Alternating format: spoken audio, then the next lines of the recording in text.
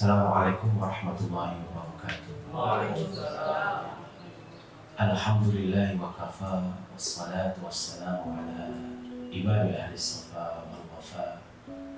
Allahumma salli wa sallim ala sayyidina Muhammad khairil nas wa ala sayyidil khalid wa ilyas wa ala alihi wa sahbihi wa man kashafa khafa. Amma ba'd.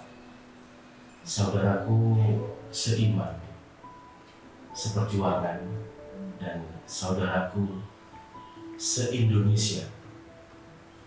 Kalau saudara se-Indonesia itu berarti siapapun pokoknya manusia itu saudara. Artinya apa? Saudara. Sama-sama menghirup satu udara.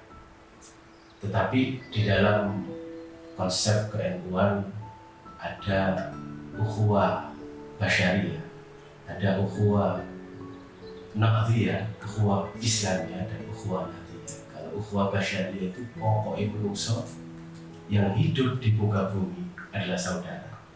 Ukhuwah Islamiyah, siapapun saudara kita yang ber-KTP Islam, saudara. Ukhuwah Nahdiyah lebih spesifik lagi, siapapun teman kita, saudara kita, pokoknya yang ber-NU itu adalah saudara. Oke, saudara-saudara yang saya hormati dan mudah-mudahan kita dimuliakan dan dirahmati oleh Allah Subhanahu wa Ta'ala. Saya berpesan kepada diri saya pribadi dan kepada jenengan sekalian saudaraku agar kita senantiasa bertakwa kepada Allah. Kita selalu merasa diawasi dan selalu merasa takut hanya kepada Allah Subhanahu wa Ta'ala. Karena itulah nanti yang menjadi bekal kita bahagia di hari akhirat. Kita harus yakin juga bahwa Allah Tuhan kita yang telah menciptakan kita. Kita juga harus percaya bahwa Allah yang melindungi, yang menjaga rezeki kita, baik rezeki yang tidak disangka-sangka ataupun rezeki yang kita usahakan, semua dari Allah. Dan kita yakin bahwa Allah lah Tuhan yang Maha Esa. Dan karena itu Tuhan yang Maha Esa itu menjadi falsafah dasar kita bernegara yang tertuang di dalam Pancasila. Pancasila itu ada 5. Salah satunya adalah ketuhanan yang Maha Esa. Ketuhanan yang Maha Esa itu merupakan intisari dari ajaran seluruh agama di Indonesia, terutama agama Islam. Yang pada waktu itu dalam perumusan Pancasila, dalam agama Islam diwakili oleh abadnya Gus Dur, yaitu Kiai siapa? Kiai Wahid Hasyim.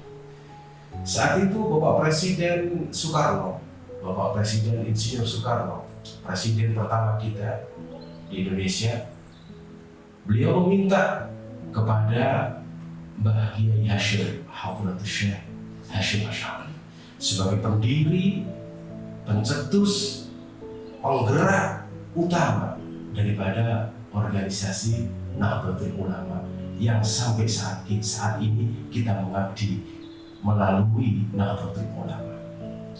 Bapak Presiden meminta Kiai Hasyim Hafidhahullah Syekh Hasyim Asy'ari untuk menyusun, merangkum ajaran agama Islam agar turut dituangkan, disusun, dirumuskan di dalam Pancasila. Dan Pancasila yang saat itu disusun, hampir semua masyarakat Indonesia ini menerima dan telah dianggap final, menerima dengan sepenuh hati. Terutama organisasi Islam terbesar di dunia, yaitu Nahdlatul Ulama. Jika kita pahami secara mendalam, memang isi Pancasila itu sangat singkat, padat berisi. Ketuhanan yang Maha Esa, ketuhanan yang Maha Esa, itulah tujuan kita hidup di dunia. Wa ma khalaqtul jinna wal insa illa liya'budun. Tuhan yang kita sebut dalam agama Islam yaitu Allah. Dalam agama lain ada yang mengatakan Allah dan lain sebagainya. Yang Maha Esa ini adalah sifat Allah, salah satu sifat Allah. Esa itu kalau dalam bahasa Arab itu ahad. Ahad itu satu yang tiada duanya, tunggal tiada saingannya, tiada yang menyerupainya, tiada yang semisalnya, tiada yang sepertinya. Dalam bahasa Arab, laisa kamitslihi syai'un. Sehingga pendiri negara kita ini berpesan secara moral dan berharap kepada kita anak bangsa, semua tanpa terkecuali wajib bertuhan. Dari sila pertama itu menunjukkan bahwa warga Indonesia haruslah beragama. Karena orang beragama, bagaimana seseorang mau bertuhan kalau tidak beragama? Ada negara-negara itu yang tidak mau, gak perlu beragama. Nah, tentu jelas ateis, tidak menyembah salah satu Tuhan, tidak menyembah Tuhan. Maaf. Dari sila pertama itu menunjukkan bahwa warga negara Indonesia harus beragama, tidak boleh tidak beragama. Dan tujuan akhir dari beragama adalah berketuhanan yang Maha Esa. Kita dasari dengan bertuhan. Setiap orang yang beragama pasti punya Tuhan. Dan tujuan bertuhan adalah berketuhanan. Berketuhanan itu bersifat seperti Tuhan. Maksudnya di dalam hadis takhallaqu bi akhlaqillah, berakhlaklah seperti akhlak Allah. Takhallaqu bi akhlaqir rahman, berperilakulah seperti perilaku ar-Rahman, sifat kasih Allah. Nah, pada prakteknya berketuhanan ini tidak mudah. Bicaranya gampang. Setiap upacara kita sampaikan ketuhanan yang Maha Esa, tapi prakteknya sangat sulit. Tidak mudah. Seseorang kalau di dalam ajaran agama Islam, prakteknya adalah seseorang harus memahami tauhid yang benar, yang betul. Karena banyak tauhid yang kurang betul. Kemudian dipadukan dengan seseorang itu menjalankan syariat Islam tertuang di dalam fikih, dipadukan dengan tasawuf. Kalau fikih itu tata cara zahir, kalau tasawuf tata cara batin. Semua itu dijalankan dengan benar dan baik.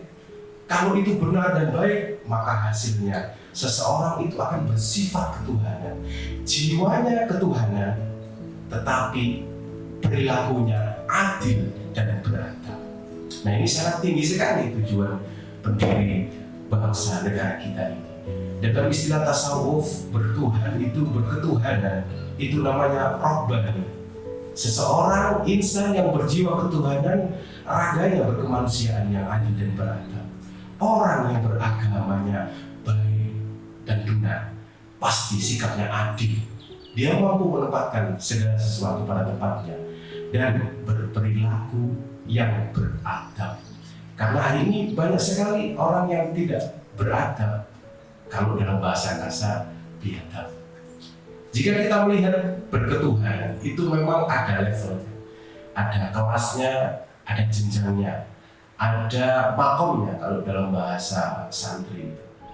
Nah, seperti yang kita ketahui, al-Maghfurlah termasuk waliullah. Sebagian orang NU menganggap beliau adalah waliullah, kekasih Allah, yaitu Gus Dur.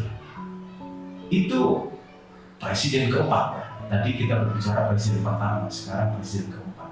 Gus Dur ini level berketuhanannya ini sangat tinggi sekali. Beliau itu berketuhanan, nisbah dengan asma indah Allah yang pertama, yaitu Ar-Rahman. Sangat sesuai dengan nama kecil beliau, Abdul Rahman Wahid. Ada yang mengatakan Abdul Rahman Ad-Dakhil. Abdul Rahman adalah hamba Allah yang maha mengasihi tanpa pilih kasih kepada seluruh makhluk ciptaan Allah Subhanahu wa Ta'ala. Dan Gus Dur mampu membuktikan itu. Siapapun, pokoknya makhluk Allah dikasihi, mayoritas maupun minoritas dikasihi oleh seorang Gus Dur. Dan banyak sekali tokoh-tokoh yang menyaksikan kerahmanan, kekasihan daripada seorang Gus Dur itu. Seperti contoh, Gus Dur membela seseorang yang sangat minoritas, yaitu Dorce. Gus Dur membela. Banyak sekali ulama yang menertawakan, menghujat. Gus Dur membela Inul. Meskipun banyak secara syariat, ya, Inul tidak kurang baik dalam berpakaian, tapi Gus Dur membela. Karena Gus Dur tidak melihat Inulnya, tapi melihat makhluk ciptaan Allah Subhanahu wa Ta'ala. Itulah kasih yang tak pilih kasih dari seorang Gus Dur. Jika kita lihat dari sudut pandang agama, Gus Dur ini meniru, mengkiblat dan mengamalkan dari junjungan kita Nabi Muhammad sallallahu alaihi wasallam. Wa ma arsalnaka illa rahmatan lil alamin. Tidaklah kami mengutusmu wahai Muhammad kecuali mengutusmu untuk merahmati, mengasihi, mengayomi, melindungi alam semesta raya ini beserta isinya termasuk manusia. Dan saya bersaksi bahwa Gus Dur benar-benar melakukan itu. Sekarang apa bedanya? Bertuhan dan berketuhanan. Nah, kalau bertuhan itu setiap orang yang beragama pasti bertuhan, punya Tuhan dan percaya kepada Tuhan, beriman kepada Tuhannya. Tetapi kalau berketuhanan ini sangat panjang proses perjalanannya seseorang untuk mencapai berketuhanan. Syaratnya kalau dalam istilah tasawuf itu seseorang harus wusul kepada Allah, harus sampai kepada Allah. Syariatnya akan kuat, kemudian melakukan perjalanan ruhani, perjalanan spiritual batiniahnya ditempuh dengan sorong, lorong, tirakat, riyadhah. Tentunya ini harus dibimbing oleh seorang guru. Guru ini kalau dalam istilah hadis al-ulama warasatul anbiya. Seorang ulama, kalau dalam bahasa kitab al di sini itu adalah ulama khusus. Banyak sekali ulama, tetapi yang disebutkan oleh Nabi adalah al-ulama, ulama yang mempunyai kapasitas khusus, yang mewarisi sifat-sifat Nabi, yang mewarisi akhlak-akhlak Nabi, yang mewarisi ajaran-ajaran Nabi. Akan kita bahas ulama di sesi yang kedua. Kita lanjut. Seseorang harus melakukan perjalanan rohani yang ditempuh dengan tirakat riyadhah melalui bimbingan guru. Setelah ego, nafsunya, keinginan pribadinya, egosentrisnya ini hilang dan dianggap lulus oleh gurunya, kemudian mampu menundukkan nafsu keinginan pribadi, barulah ia tunduk pada keinginan Rasulullah dan pada keinginan Tuhannya. Kemudian inilah disebut sebagai insan kamil, insan paripurna, manusia yang telah sempurna proses berketuhanannya. Dalam kacamata Islam, berketuhanan yang Maha Esa itu seseorang yang syahadatnya asyhadu an la ilaha illallah wa asyhadu anna Muhammadar Rasulullah itu tidak hanya di mulut, tetapi sudah masuk di dalam hati, di dalam batiniahnya, di dalam ruhanianya, sehingga syahadat yang di dalam hatinya ini tadi menzahir, mewujud di dalam perilaku, yaitu perilaku yang adil dan beradab. Esa itu dalam bahasa Al-Quran itu ahad. Qul huwa Allah ahad. Katakanlah wahai Muhammad, Qul katakanlah Muhammad, huwa dia adalah Tuhan kita. Siapakah? Allah.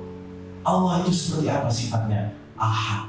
Ahad itu esa, tunggal, kang ora ono tunggal. Termasuk esa adalah sebab adanya makhluk yang diciptakan ini, kita. Ini adalah diadakan oleh Allah yang Maha Ada. Dia yang Maha Ada, yang mengadakan segala sesuatu yang ada. Sesungguhnya kita ini tiada pada awalnya. Yang ada hanyalah yang Maha Ada. Adanya kita karena diadakan oleh Allah, dan Dia Allah Subhanahu wa Ta'ala, Zat yang Maha Ada. La ilaha illallah, la mawjuda illallah. tiada yang ada kecuali Allah Subhanahu wa Ta'ala. Semoga kita dijadikan hamba-hamba Allah yang berketuhanan yang Maha Esa, yang bersifat Ar-Rahman seperti Gus Dur, yang bersifat seperti sifat-sifat indah Allah dan sifat-sifat indah Rasulullah SAW. Hadanallah wa iyyakum wal afwa minkum. Wassalamualaikum warahmatullahi wabarakatuh. Waalaikumsalam.